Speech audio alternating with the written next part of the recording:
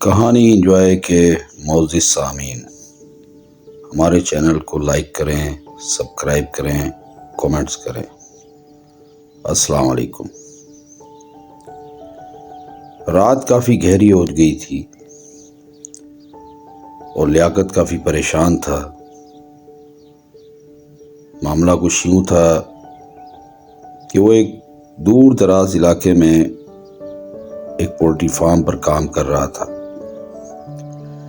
جہاں فارمی مرغیاں پالی جاتی تھی۔ یہ دور دراز کا بلوچستان کا علاقہ تھا، وندر شہر کی طرف، اور یہاں سے آگے سسی پنو کا مزار تھا۔ لیاقت کافی پریشان تھا اور گہری سوچ میں ڈوبا ہوا تھا کہ اچانک بلوچ سائیکل پر اس کی جانب آتا ہوا نظر آیا۔ یہ بلوچ اصل میں چوکیدار تھا جو اس پولٹری فارم کے مالک نے رکھا ہوا تھا۔ یہ وندر شہر کے شروع میں LG کمپنی میں دن میں کام کرتا اور رات کو اس فارم پہ چوکیداری کرتا۔ وہ قریب آیا، اس نے کہا لیاقت بھائی خیریت ہے؟ آپ کافی پریشان ہیں۔ تو لیاقت نے کہا بلوچ بھائی، مسئلہ یہ ہے کہ مرغیوں کی فیڈ ختم ہو گئی ہے اور اگر انہیں صبح تک فیڈ نہ ملی تو معاملہ خراب ہوگا، تو مجھے ایک فون کرنا ہے اور یہاں موبائل سگنلز بھی نہیں آتے۔ تو بلوچ نے کہا لیاقت بھائی آپ میرا مشورہ مانیں، آپ صبح کا انتظار کریں، اس وقت رات کے ٹائم وندر شہر کی طرف جانا انتہائی خطرناک ہے۔ اس نے کہا میں کبھی گیا تو نہیں، مگر اپنے بزرگوں سے سنا ہے کہ یہ سارا سناٹے دار راستہ ہے اور ویران علاقہ ہے، یہاں دور دور آبادیاں ہیں اور دور دور باغات ہیں اور یہاں اکثر جنات کے بسیرے ہیں۔ لیاقت نے کہا بلوچ بھائی آپ کی بات ٹھیک ہے، مگر فیڈ نہ آئی تو بہت سی مرغیاں مر سکتی ہیں اور اس پہ مالک مجھ سے ناراض ہوگا۔ لیاقت نے کہا بلوچ بھائی میں آیت الکرسی اور دوسری دعائیں جانتا ہوں، میں پڑھتا ہوا چلا جاؤں گا اور شہر پہنچ کر وہاں کسی PCO سے کال کروں گا۔ بلوچ نے کہا لیاقت بھائی میں تو آپ کو منع کرتا ہوں، باقی آگے آپ کی مرضی۔ لیاقت نے اللہ کا نام لیا اور فارم سے نکل پڑا۔ آگے بالکل گھپ اندھیرا تھا اور ایک ٹوٹی سی کچی سڑک تھی جو بلوچوں نے سمندری پتھروں سے بنائی تھی تاکہ اس پہ سائیکل اور گاڑی وغیرہ چل سکے۔ یہاں پر صرف ایک ہی گاڑی آیا کرتی تھی جو شام کے ٹائم سسی پنو کے مزار کی طرف جاتی اور راستے میں تمام گاؤں والوں کو لیتے ہوئے جاتی، اور صبح صبح فجر کے ٹائم وہ وندر شہر کی جانب رواں دواں ہوتی۔ یہی کل اثاثہ تھا اس علاقے کا اور غربت کا، کیونکہ یہاں لوگوں کے پاس ہزاروں ایکڑ زمین تھی مگر پانی نہیں تھا۔ فارم کے لیے بھی پانی بہت دور سے لایا جاتا تھا، جو صدیوں پرانا ایک 50 فٹ کا کنواں تھا جہاں سے میٹھا پانی قدرتی نکلتا تھا اور ایک گھر کو 5 لیٹر سے زیادہ پانی نہ ملتا۔ کافی مشکل حالات تھے اس علاقے میں۔ لیاقت چل پڑا، اس نے آیت الکرسی پڑھنا شروع کر دی۔ خوف بھی اسے بہت تھا، نہ بندہ نہ بندے کی ذات، ریت کے ٹیلے اور تیز ہوا اور ہلکی ہلکی ٹھنڈ۔ وہ اپنی مگن میں آگے بڑھے جا رہا تھا۔ راستہ 1 گھنٹہ پیدل کا تھا اور یہ اسے ہر صورت طے کرنا تھا۔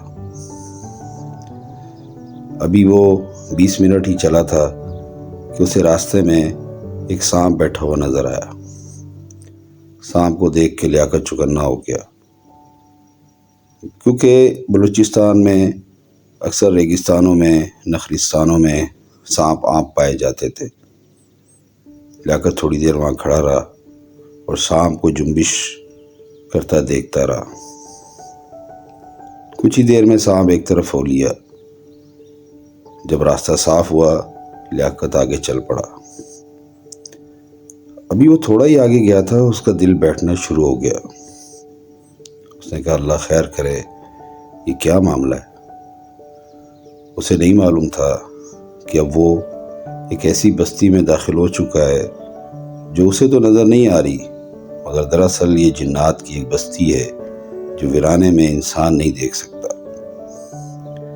اچانک اسے محسوس ہوا کہ ہوا کے دباؤ نے اسے کہیں روکا ہے۔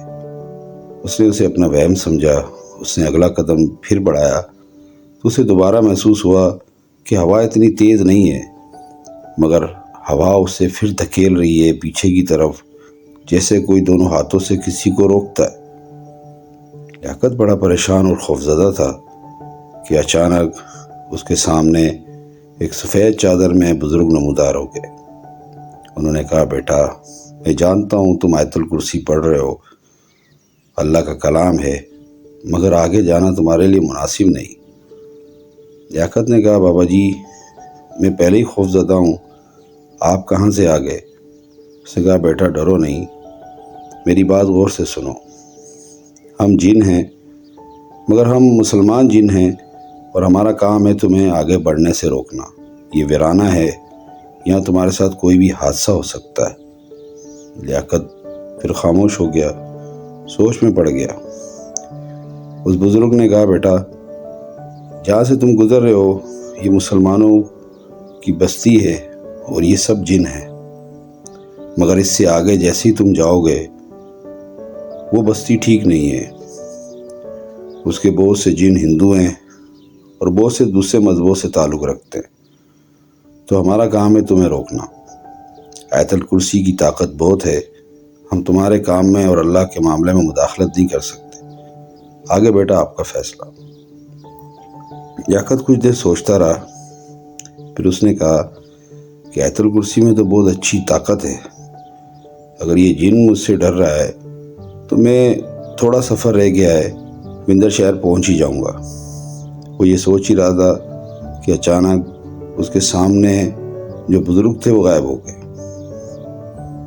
وہ تھوڑا پریشان ہوا مگر پھر آگے چل پڑا۔ ابھی اسے 20-25 قدم چلے ہی ہوئے ہوں گے کہ اسے ایک زوردار تھپڑ اس کے گال پہ پڑا اور وہ لڑکھڑاتا ہوا دوسری طرف جا گرا۔ وہ حیران تھا یہ کیا ہوا۔ اچانک اس کے سامنے انتہائی مکروہ شخص کھڑا تھا۔ اب اسے سمجھ آیا کہ اس نے غلطی کر دی، وہ ایک ہندو جنوں کی بستی میں داخل ہو چکا ہے۔ جن نے کہا تمہیں پہلے خبردار کیا گیا، تم باز نہیں آئے، آؤ اب تمہیں تماشا دکھاتے ہیں۔ اس نے اس کی آنکھوں کے سامنے ہاتھ پھیرا تو لیاقت حیران رہ گیا۔ وہ واقعی جنات کی ایک بستی تھی، جہاں پر بچے بھی کھیل رہے تھے، گلیاں بھی تھی، درخت بھی تھے، بازار بھی تھے اور روشنی بھی تھی، مگر یہ تازہ آگ کی روشنیاں تھیں۔ لیاقت بہت پریشان ہوا تو اس جن نے کہا ہم تمہیں تھوڑا سا سبق سکھا کر ہی بھیجتے ہیں، مگر جو ورد تم کر رہے ہو ہم مجبور ہیں تمہیں نقصان نہیں دے سکتے۔ اب اس کے پاؤں لڑکھڑانا شروع ہو گئے اور لیاقت کی زبان بھی تالوں سے لگ گئی۔ اسے ایسا محسوس ہو رہا تھا کہ اب یا کب وہ چکرا کر گر پڑے گا۔ جن نے اسے گردن سے پکڑا اور اپنی آبادی میں لے گیا۔ لیاقت کو یقین نہیں آ رہا تھا کہ وہ اپنی آنکھوں سے دیکھ رہا ہے۔ انتہائی خوفناک شکلیں، چڑیلیں، بدروہیں، عجیب و غریب کی شکلوں کے لوگ وہاں موجود تھے۔ اس کا دل پھٹا جا رہا تھا اور سردی اسے زیادہ لگنے لگ گئی۔ اچانک وہ بے ہوش ہو کے گر پڑا۔ جب اس کی آنکھ کھلی تو وہیں گرا ہوا تھا جہاں وہ پہلے گرا تھا، مگر بلوچ اس کے سر پر تھا۔ سائیکل بلوچ کے پاس تھی اور 2 نالی بندوق لیے وہ اس کے ساتھ تھا۔ اس نے کہا لیاقت بھائی، میں گھر چلا گیا، آپ اسی اثناء میں شہر کی طرف چل پڑے۔ یہ ہمارے پاس ہمارے آباء و اجداد کی دی ہوئی انگریزوں کی گن ہے۔ اسے ڈھونڈنے میں تھوڑی دیر لگی۔ میں جب فارم پہ آیا تو آپ نہیں تھے۔ میں آپ کے تعاقب میں یہاں تک پہنچا تو آپ کو یہاں گرے ہوئے پایا۔ آپ میرے ساتھ فارم پہ واپس چلے۔ لیاقت کی حالت بہت خراب تھی۔ اسے تیز بخار تھا۔ جو وہ دیکھ چکا تھا وہ بیان نہیں کر سکتا تھا۔ گرتے پھرتے کسی نہ کسی طریقے سے لیاقت فارم تک پہنچا اور آتے ہی چارپائی پہ گر پڑا، اور تیز بخار میں اس کا تپتا جسم بلوچ کو بھی پریشان کر گیا۔ بلوچ نے دوسرے لڑکوں سے کہا کہ آپ اس کا خیال رکھیں، میں کسی حکیم کو ڈھونڈ کر لاتا ہوں۔ لیاقت بلوچ کو جاتا دیکھ رہا تھا کہ اچانک اس کی آنکھیں پھر بند ہو گئی۔ تو دوستو، کیسی لگی کہانی؟ اچھی لگی تو لائک کریں، کمنٹس کریں، سبسکرائب کریں۔ شکریہ۔